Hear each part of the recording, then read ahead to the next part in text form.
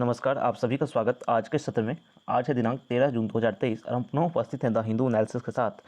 पहला टॉपिक जो इसमें है द सेकंड बेस्ट को लेकर चर्चा है और दूसरा टॉपिक है wrestlers protest and the shrinking space for dissent. तो सेकंड बेस्ट जो कि भारत की जो फिलहाल हार है WTC में, उसको लेकर विश्लेषण है। चलो इसको हम देख लेंगे।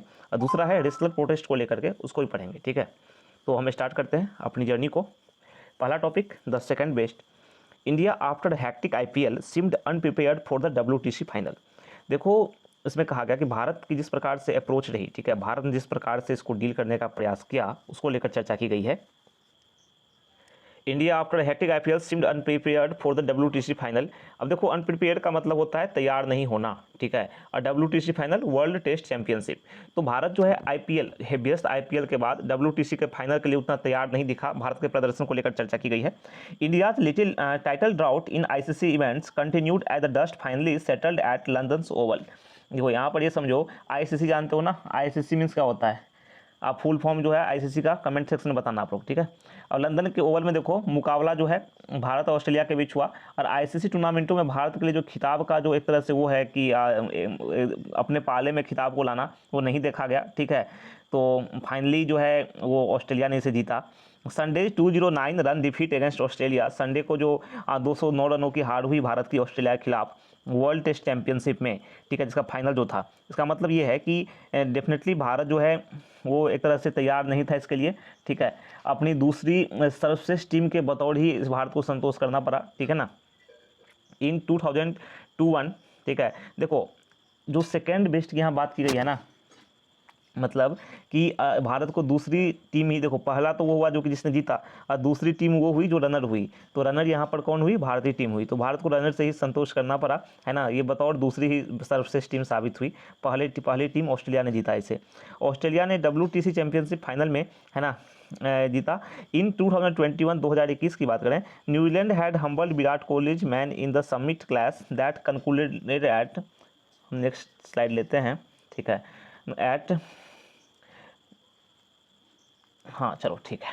अब देखो यहाँ पर, हाँ, कि अब ये जो 2020 में जो साउथहैम्पटन में मैच हुआ था, ठीक है, उसमें मुकाबले में विराट कोहली की जो मतलब भारतीय टीम थी ना, उसको न्यूजीलैंड से हार मिली थी। Cut to the present, it was Rohit Sharma. वर्तमान में बात करें तो रोहित शर्मा के नेतृत्व में टीम थी जिसे हार का सामना करना पड़ा है, ठीक है।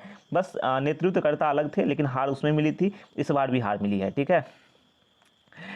Cumulatively देखें, it extended India's long gap in winning ICC silverware with the last title being the 13 ICC championship trophy. देखो, काफ़ी लंबा समय है, बहुत लंबा गैप हो गया है कि भारत ICC का कोई जीते। देखो यहाँ पर 2013 का ICC चैंपियनशिप ट्रॉफी भारत ने जीता था, है ना। सबसे लास्ट टाइटल वही है भारत का फिलहाल में जो ICC लेवल पर है। If South Africa choked in the past at vital moments, India seems to be the natural successor in doing the hard yards while always being short of breath at the finish line. देखो, बात यहाँ पे ये की गई है कि अगर अतीत में बात करूँ मैं, तो अधिकतर मौक़ों पर ना अफ्रीका की टीम चौकती थी, मतलब चूकती थी दक्षिण अफ्रीका की टीम। लेकिन अब भारतीय टीम जो है ना, अब उसको रिप्लेस करती दिख रही है कि फिनिश लाइन पर, कंप्लीट लाइन पर आकर चूक जाती है, ठीक है। पहले ये दक्षिण अफ्रीका की टीम करती थी, फिलहाल भारतीय टीम के मामले में नज़र आता है कि वो अंतिम लाइन पर, फिनिश लाइन पर पहुँचते पहुँचते चूक जाती है।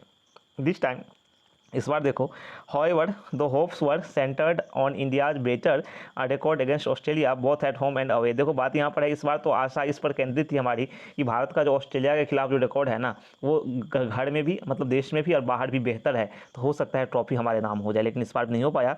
There was a recency bias at play too as since the 18-19 season India always prevailed all over Australia. हम नेक्स्ट स्टेप लेते हैं, ठीक है। Australia in the longer format, however Australia with the better record in ICC event starting from winning 1987 world cup at Eden Gardens prove too tough an opponent. देखो, भारत जो है, भारत के सामने ऑस्ट्रेलिया जो है ना, बिल्कुल ऐसा प्रतिस्पर्धी रहा है, अपोनेंट रहा है, जो काफ़ी टफ अपोनेंट रहा है, ठीक है। तो भारत के लिए को हराना उसके लिए थोड़ा मतलब मुश्किल हो जाता है। हाल के वर्षों में आप देखो ठीक है। 2018-19 से बात करते हैं पहले, ठीक है। जो लंबी अवधि वाले प्रारूप हैं, है ना, दीर्घ जो इसमें लंबा टाइम लगता है, जैसे उसमें ऑस्ट्रेलिया क्या हमेशा भारत भारी पड़ा है, ठीक है, टेस्ट में भी। हालांकि ईडन गार्डन्स में जो वर्ल्ड कप 1987 की जीत से अगर शुरुआत किया जाए, ठीक है, तो आईसीसी टूर्नामेंट में बेहतर रिकॉर्ड वाला ऑस्ट्रेलिया जो है वो भारत के लिए हमेशा एक ऐसा अपोनेंट, ऐसा प्रतिस्पर्धी साबित हुआ है जिसने भारत के लिए हमेशा चैलेंज पेश किया। ऑस्ट्रेलिया काफ़ी डेफिनेटली अच्छी टीम रही है ना, उसको लेकर चर्चा की गई है। India's pursuit of miracle on the 5th day wilted as a poor first innings and the bowling unit struggling to strike had left Rohit man with too steep a mountain to climb। देखो Rohit man का मतलब यहाँ पे क्या हुआ कि रोहित शर्मा की team है ना, भारतीय टीम की हम बात चल रही है कि इंडियन प्रीमियर लीग में भारतीय टीम ने बिल्कुल उड़ान भरी, ठीक है ना, भारतीय टीम ने काफ़ी उड़ान भरी भाई कि मतलब इंडियन प्रीमियर लीग काफ़ी अच्छा परफॉर्मेंस दिया भारतीय टीम ने। लेकिन उसके बाद जो जिस प्रकार से आप देखो कि भारत का ये था कि 5वें दिन भारत बिल्कुल ऐसा सोच रहा था कोई चमत्कार होगा, हम स्ट्रगल करेंगे, निकल जाएंगे। लेकिन जो पारी इनकी पहली खराब पारी थी, फिर गेंदबाजी कमज़ोर पड़ गया, तो उसके लिए उसके कारण क्या हो गया, जो स्कोर था ना इतना पहाड़ सा बन गया कि जो रोहित शर्मा की टीम है, ठीक है, जो भारतीय टीम, वो उसको मतलब चेज नहीं कर पाई, उसका पीछा नहीं कर पाई। Having flown from the Indian Premier League में अच्छा प्रदर्शन करते हुए इंडियन टेस्ट स्क्वाड जो है वो undercooked to set the 2020 fringed spirit and slip into the test battles of attrition proved. हम नेक्स्ट स्लाइड लेते हैं। टफ, ठीक है। देखो 2020 में से आप तो खेल के आ गए, ठीक है, आप आईपीएल खेल के आ गए, लेकिन बात यहाँ पे हो रही है कि भाई आपने जोश उतना बना लिया, ठीक है, मतलब 2020 तो बहुत छोटा फॉर्मेट है, तुरंत वो खत्म हो जाता है, तो थोड़ा आप जोश बना के आए, आपने जीता, अच्छा परफॉर्म किया, ठीक है। लेकिन जो टेस्ट है ना वो थोड़ा लंबा फॉर्मेट हो जाता है और उसमें थोड़ा ढाल पाना थोड़ा मुश्किल हुआ। तो ऐसा ही यहाँ पर भी देखा गया कि साबित होता, देखो आप 2020 खेल के तुरंत टेस्ट खेलने जाओगे, थोड़ा मतलब उस समय तुरंत ढाल पाना मुश्किल होता है। भारतीय टीम के सामने वही समस्या उत्पन्न हुई, ये ठीक से ढाल नहीं पाए, ठीक है, अपने आप को ठीक से ढाल नहीं पाए।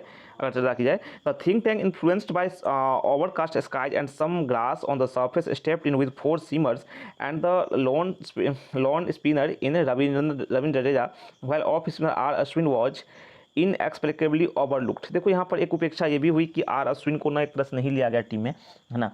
तो बात यहाँ पर ये हो गई कि आसमान में बादल छाया रहा, सतह पर थोड़ी घास की मौजूदगी, ये सब आकर रणनीतिकारों ने सोचा कि 4 तेज गेंदबाज और अकेले स्पिनर रविंद्र जडेजा के साथ मैदान में उतरा जाए। लेकिन जो है ऑफ स्पिनर जो आर अश्विन, उनकी अनदेखी की गई, जो कि सही नहीं था। It was a selection call that went awry as the weather state clear. अब देखो वेदर क्या था, क्लियर रहा, आसमान साफ रहा, and the surface offered enough for both speedsters and spinners as evident in the performance of Australia's Scott Boland and Nathan Lyon. तो यहाँ पर ये हो गया कि देखो चयन में थोड़ा मतलब समस्या हो गया, सही से ये चयन नहीं कर पाए, मौसम भी साफ रहा और जो सरफेस था उसने तेज गेंदबाजों और स्पिनरों को मदद की, और डेफिनेटली ऑस्ट्रेलियाई जो गेंदबाज थे स्कॉट बोलैंड और नाथन लायन, उसके परफॉर्मेंस से आपने देखा ही किस प्रकार से उन्होंने अच्छा प्रदर्शन किया। आप लोगों ने मैच देखा ही होगा, ठीक है।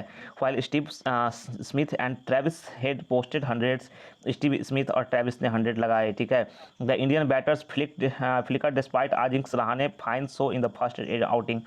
देखो भारतीय बैट्समैन की कमजोरी काफ़ी अच्छी देखने को मिली, जिस प्रकार से मतलब दोनों ने, देखो ऑस्ट्रेलिया के दोनों ने शतक ठोक दिए, लेकिन जहाँ तक बात करूँ रहाणे ने अपनी मैच में अच्छा बैटिंग किया, अच्छा, लेकिन उसके अलावा बाकी जो बैट्समैन थे वो लड़खड़ा गए, सही से नहीं चल पाए।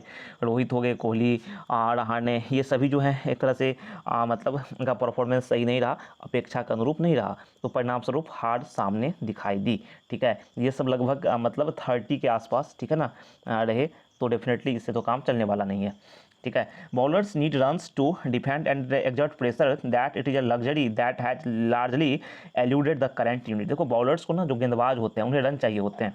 मान लो भारतीय बल्लेबाजों ने रन बनाए होते तभी तो गेंदबाज जो है विपक्षी पर प्रेशर बनाते, है ना। तो गेंदबाज जो है उनको क्या होता है, थोड़ा प्रेशर बनाने के लिए और चाहिए होता है, ठीक है। तो गेंदबाजों को रन बनने से रोकने के लिए, है ना, दबाव बनाने की जरूरत होती है, और दबाव जो है ना वो एक तरह से बैट्समैन ने अगर रन बनाया होता है तो गेंदबाज दूसरी टीम पर दबाव डाल पाता है ना, क्योंकि दूसरी टीम को काफ़ी रन चेज करने होते हैं। लेकिन यहाँ पर ऐसा नहीं देखा गया, the selectors along with coach Rahul Dravid and skipper Rohit have to find a way. देखो सेलेक्टर्स जो हैं, साथ ही सेलेक्टर्स के बाद बात की जाए राहुल द्रविड़ की जो कोच हैं और जो रोहित शर्मा हैं, इन सभी को समाधान तलाशना होगा कि आखिर प्रदर्शन में कहाँ कमी रह गई। ठीक है। दूसरी बात कि the ICC ODI world cup later this year in India is another significant milestone. दूसरी बात कि आईसीसी का ओडीआई वर्ल्ड कप जो है इसी साल में है ना, अंत तक है, भारत में होने वाला है ये भी एक तरह से काफ़ी महत्वपूर्ण क्षण होगा। And there has to be absolute clarity about team compositions, be it for test ODI and 2020, even it means that hard measures have to be implemented. देखो बात यहाँ पे ये की जा रही है, इस साल के लास्ट में तो भाई जो आईसीसी वर्ल्ड कप होने वाला है। दूसरी बात कि टीम की संरचना काफ़ी सही होनी चाहिए, चाहे आप वनडे की बात करो, टेस्ट की बात करो या T20 की बात करो। भले ही इसके लिए आपको हार्ड मेजर्स, कड़े फैसले लेने पड़े, ठीक है, सख्त उपाय लेने पड़े, आपको कड़े उपाय लेने पड़े, तो जिस प्रकार से हो, तो नीति निर्माता जो हैं उनको और भी जो इससे संबंधित कोच हैं या फिर कप्तान हैं, उनको तो निर्णय लेने ही पड़ेंगे कि किस प्रकार से टीम सही से काम करे, ठीक है, और सही परफॉर्म करे। तो इंडियन टीम को लेकर, परफॉर्मेंस को लेकर टॉपिक था। दूसरा हम देख लेते हैं यहाँ पे wrestlers protest and the shrinking space for dissent. देखो रेसलर का जो प्रोटेस्ट है ना, उसको लेकर चर्चा की गई है यहाँ पर। चलो अब थोड़ा सा देख लेते हैं, आपको थोड़ा आइडिया दे देता हूँ इसमें क्या क्या आपके लिए बातें निहित हैं, ठीक है ना। तो इसमें जो बातें आपके लिए निहित हैं, जैसे देखो कि पब्लिक जो protest have long served as a catalyst for social and policy change in India. देखो पब्लिक प्रोटेस्ट का मतलब है जो सार्वजनिक प्रदर्शन हुए हैं। डेफिनेटली सार्वजनिक जो प्रदर्शन हुए हैं वो भारत के लिए, आज भारत में सामाजिक या फिर नीतिगत बदलाव की बात करूँ तो मुख्य सूत्रधार इसको माना गया है, सार्वजनिक प्रदर्शन को, ठीक है। अब भारत में आप देखो कि लोकपाल को लेकर अन्ना हजारे ने प्रदर्शन किया था, तो आम आदमी पार्टी का बाद में जन्म हुआ, तो काफ़ी चीज़ें बदली। हालांकि देखो तो पब्लिक प्रोटेस्ट है ना, उससे क्या होता है, allowing individuals, classes and community to voice their grievances and advocate for their rights. उससे ना मजबूती मिलती है किसको, व्यक्तिगत तौर पर सभी लोगों को, वर्गों को, समुदायों को, कि वो अपनी शिकायतों को, है ना, अपने अधिकारों को सामने रख सकें, अपनी शिकायतों को दर्ज करा सकें, अपनी शिकायतों को सामने रख सकें, अपने अधिकारों के लिए लड़ें। तो सार्वजनिक प्रदर्शन से यही एक जागरूकता आती है, ठीक है, लोग सामने आते हैं। अभी देखो over the past few years, कुछ वर्षों की बात करूं, protest have Ryzen while building rapidly. Protests had opened up space for a new era of social activism in the decade that the Congress-led United Progressive Alliance government was in power. देखो जो protest है ना, जब UPA क्या है ना, पता है, यूनियन प्रोग्रेसिव अलायंस है, ये कांग्रेस के नेतृत्व वाली है, संयुक्त प्रगतिशील गठबंधन, ठीक है। तो उस समय जब यूपीए की सरकार थी, उसी टाइम लोकपाल हुआ था आंदोलन, आपको पता ही होगा। तो उस समय जो प्रदर्शन उस समय जो हो, उसके बाद देखो अभी हाल के दौर में जो बड़े प्रदर्शन नागरिकता को लेकर शाहीन बाग का प्रदर्शन होगा, या किसान आंदोलन होगा, या वर्तमान में जो रेसलर्स के द्वारा, पहलवानों के द्वारा प्रदर्शन है ना, एक तरह से विरोध है, तो ये सब जो चला आ रहा है, ठीक है। तो अभी देखो वर्तमान में जो है भारतीय जनता पार्टी लेड जो नेशनल डेमोक्रेटिक अलायंस है, राष्ट्रीय जनतांत्रिक गठबंधन, government too has faced considerable opposition from range of groups that has treated it very differently from previous governments. अब देखो कि इसको भी, एनडीए को भी सामना करना पड़ा है, from Nirbhaya to the present. देखो दिसंबर 2012 में, अब देखो निर्भया के मामले को लेकर, निर्भया के साथ जो जिस प्रकार का मतलब बहुत ही विभत्स अत्याचार हुआ था, ठीक है, उसके बाद उसके विरोध में, ठीक है, उससे एक तरह से जिस प्रकार की हरकत देखी गई थी, ठीक है, हालांकि उन्हें जो दोषी थे बहुत ही कठोर सजा हुई और होनी भी चाहिए, एक समाज में एक संदेश जाना चाहिए कि इस प्रकार के घृणित कार्यों के लिए जगह नहीं है।